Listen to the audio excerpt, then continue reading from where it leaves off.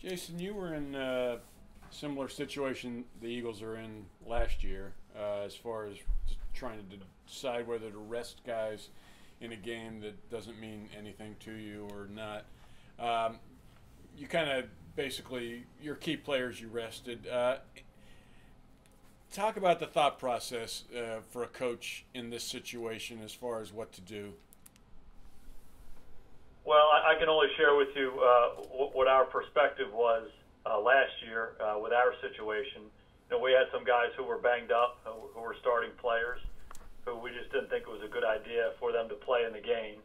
And, so as a consequence to that, there were some guys who had gotten a lot of work leading into that game that we felt like, it wouldn't be a good idea for them to play. And the example is Tyron Smith wasn't physically able to play in the game.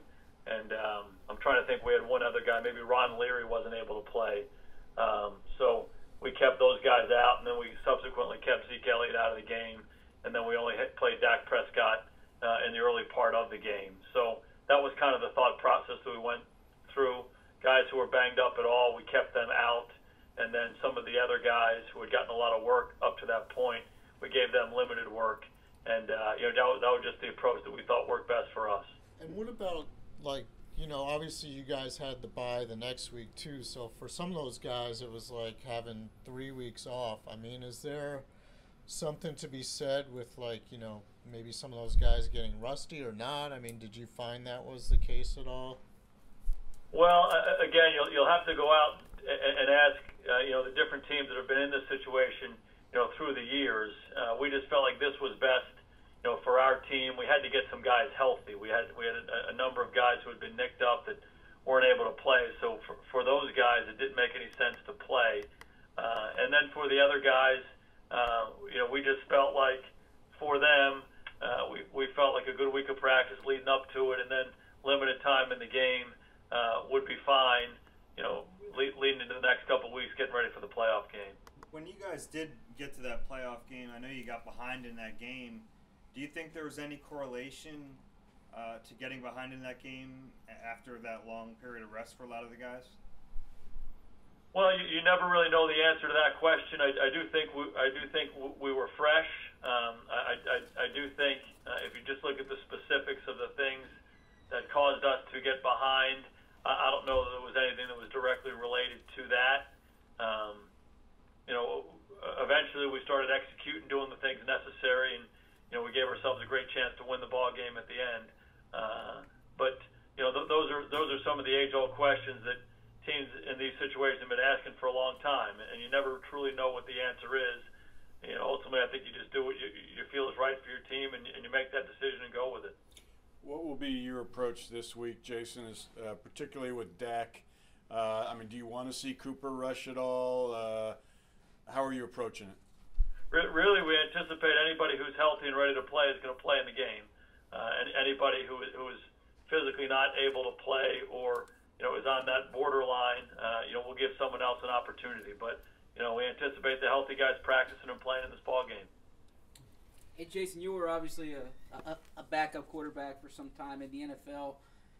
In Nick Foles' case now, can you relate to what he's going through, and what's the key to coming in and trying to win games as the number 2 guy?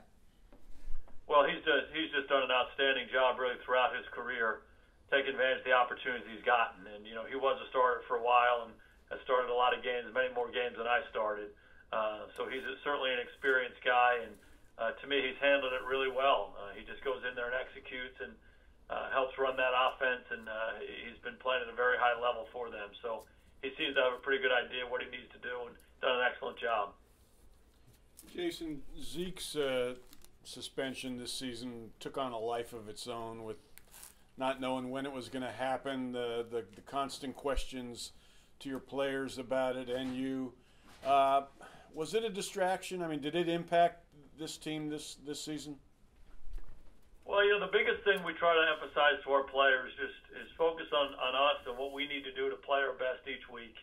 As coaches, focus on what we need to do to coach our best and control the things we can control. So this is not a new message that we've tried to convey to our team.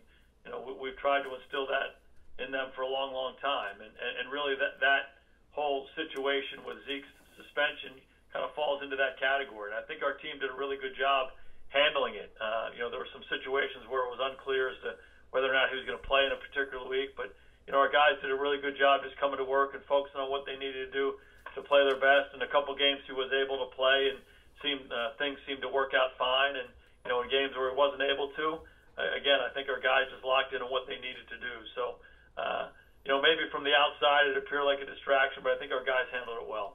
Hey, Jason, the Eagles have the number 1 rush defense. What stands out to you about that group, having seen them live and obviously on tape as well? I just think they're an outstanding defense. Rush defense, pass defense, pressure, takeaways, from top to bottom. They do everything really well, and they're obviously very well coached, but they have really good players. They have really good players on their defensive front. The front four is outstanding. Then they can keep bringing these other guys in who just keep coming and seem to make play after play after play, every week. And linebackers very active, make a lot of tackles. Secondary, really good cover guys, very active tacklers, around the ball a lot, make a lot of plays on the ball. So, from top to bottom, I just think they're an outstanding defense. Starts with that front four, but they're really, really good at all 3 levels, and they play the game the right way. As someone who spent a lot of time in the Northeast, obviously growing up and then in college and with the Giants, what's the key to playing quarterback during, the wind and the cold and potentially the snow in December and January? There are probably some more expert people than me to answer that question, but the thing you try to do, you try to keep your hands warm, you try to throw a good spiral, and hopefully it cuts the wind and deals with the weather, and you can direct the ball the way you want to. Obviously, everyone places a huge premium on taking care of the football every week, but certainly when it gets to inclement weather, you got to make sure you give that a tremendous amount of attention, and certainly that's something that we'll try to do this week.